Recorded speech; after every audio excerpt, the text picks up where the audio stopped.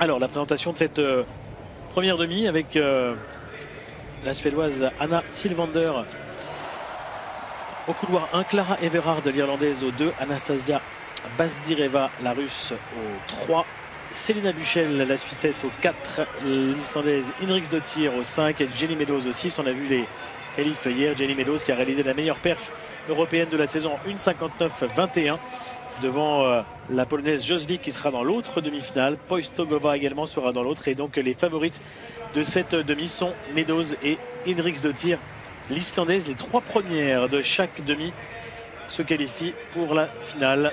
À noter que Renelle Lamotte, la Française, sera dans la seconde demi. On l'avait vu hier se qualifier, Stéphane. Oui, et avec une légitimité pour envisager une finale, pourquoi pas. Vous l'avez dit, 3 premières de chaque demi, donc c'est abordable. Alors le plateau est quand même de très grande qualité, là, avec Buchel également la Suissesse. On peut imaginer quand même que ces 3-là, Meadows, Indriksdottir et Buchel, vont passer dans cette demi. En tout cas, ce serait la logique. Et Kuchina d'abord. Kuchina. Ça passe. Et bien là, voilà la championne d'Europe. C'est la Russe qui est championne d'Europe. C'est passé donc à 1,99 finalement. Quelle bagarre. Et Kuchina qui finit par l'emporter. Maria Kuchina, première médaille d'or russe de ces championnats d'Europe. Première médaille. Et pour l'Italie aussi, première médaille d'ailleurs, avec l'argent pour Trost. Et la Pologne avec Litvinenko en 3e position. C'est bien, on a pu voir finalement cet essai en direct. Les grandes italiennes, j'avais pas aussi grande. Ouais, les grandes. Et ben voilà, on garde le sourire. Alessia Trost pas trop déçue, elle monte quand même sur le podium. En performance, en haute performance, ça n'a pas été exceptionnel, Stéphane, mais par contre, quel suspense. Oui, clairement. Et c'est la Russe qui semble être petite. C'est la plus petite des trois médaillés. Et on revient très vite au 800 puisque c'est parti à l'instant. Bien joué. Bien joué de la réalisation là, d'avoir montré l'essai en direct. Ouais, mais c'est bien d'avoir montré l'essai de la Russe en direct, je trouve. Ah bah oui. D'autant que ça n'a pas empiété du tout finalement sur cette demi-finale. Alors Indriksdottir, on le sait, aime à se placer devant et à faire le train. Et ça bouscule. Et ça bouscule avec Meadows là. Même si hier elle était dans les bras à la fin des séries. Elle a changé d'attitude quand même, la jeune Islandaise. Oui, mais elle n'a pas tellement changé. C'est la façon de placer ses bras. Les bras avec les mains assez basses, les bras assez ouverts, un peu raides. Peut-être un petit peu moins quand même lorsqu'on l'avait vu au Monde Junior. Au Monde Junior, c'était spectaculaire, parce qu'en plus elle avait les épaules très en avant. Une foulée un peu moins. Ouais, elle a changé fluide. Un petit peu son style quand même. Là, c'est plus économique, forcément. Elle avait une foulée qui était très énergivore, qui consommait beaucoup d'énergie. Et là, elle a trouvé un peu de relâchement, un peu de fluidité. Même si elle a des bras déments, immenses.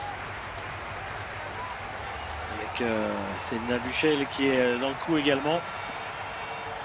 1-0-0-27 à mi-course. Toujours Indriksdottir qui emmène Jenny Meadows. Et voilà, qui relance Meadows qui vient pousser Indriksdottir et qui la relance dans cette course. Ouais.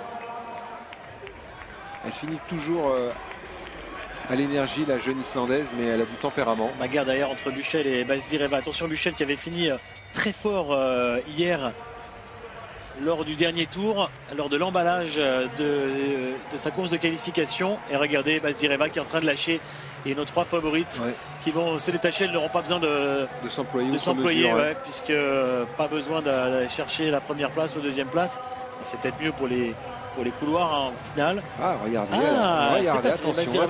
Bazdireva qui revient très fort. Attention à l'Islandaise surtout. Indriksdottir c'est Meadows qui va sauter. C'est Meadows qui est éliminé. Incroyable, on a cru à un moment donné que cette course était jouée. Et quel retour de la Russe Bazdireva dans ce dernier tour. Et c'est Jenny Meadows qui a complètement craqué sur la fin. Sauf que la Russe, elle est passée hors piste à gauche.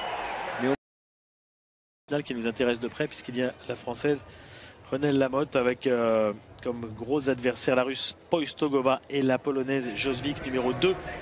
Enfin 3 et 2 respectivement européennes de la saison. Mais il y a aussi l'Italienne, l'Ukrainienne Lupu. Et il va falloir être très forte pour passer dans cette demi-finale pour Renelle Lamotte. Lupu qui est la championne d'Europe en titre.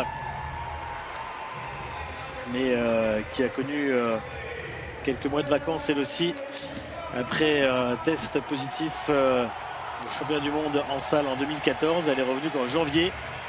Et je suis certain que Stéphane aimerait ne pas la voir en finale. Ouais, elle a été contrôlée quand, vous m'avez dit? Ah bah, championnat du monde en salle 2014. Donc elle ne devrait pas être là. Elle a pris 9 mois. Ouais, et 9 mois, pourquoi 9? Pourquoi pas 12? C'est aucune visibilité, aucune clarté, c'est à la tête du client, c'est n'importe quoi. C'est peut-être à la tête du produit plutôt que du client, je pense. Oui, mais là pour le coup, les produits, il y a des produits, on prenait 1 an à l'époque, maintenant c'est 4 ans de base, sauf si on balance. Donc c'est maintenant les gens qui vont charger volontairement en se disant, de toute manière, je ne prendrai pas 4 ans puisque je vais balancer. Ouais. C'est n'importe quoi. On favorise la délation, mais on utilise pour pas les et puis on ne favorise pas la lutte quand même. Hein. Au contraire, on va la réinciter les gens à tricher un peu. J'aime bien vous lancer sur ces sujets. Non mais regardez, Tyson Gay, il a balancé, il a pris moins d'1 an ou 1 an tout juste. Asafa Powell avec un produit moins performant, on va dire entre guillemets, il a pris ses 2 ans. Allez comprendre quelque chose. Ni l'un ni l'autre, pour moi, n'aurait dû prendre moins que 2 ans, mais il y en a un qui prend un produit plus saignant, plus performant, et il prend que 1 an. Allez, c'est le départ de cette seconde demi-finale du 800. Renel au 4, bien sûr, qui peut aller chercher une place en finale, même si Loupou est parti rapidement. Alors, on va se rabattre et Pojtogova. C'est bien, Renel Lamotte qui est bien parti pour l'instant. Qui est même dans les premières places, les avant-postes de cette course.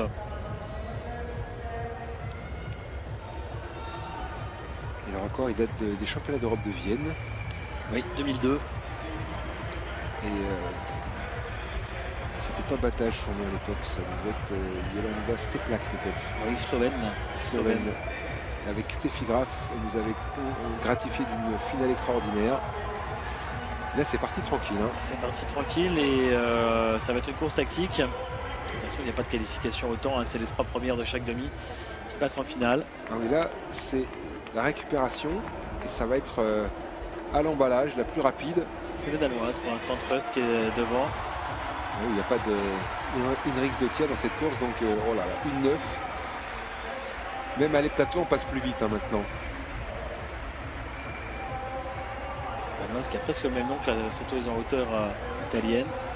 Regardez Renel qui est bien placé à l'extérieur, juste à côté de Loupou, mais attention. Ouais, avec la polonaise là, qui vient faire l'extérieur. Qui ferme un peu. Josvik qui laisse replacer devant.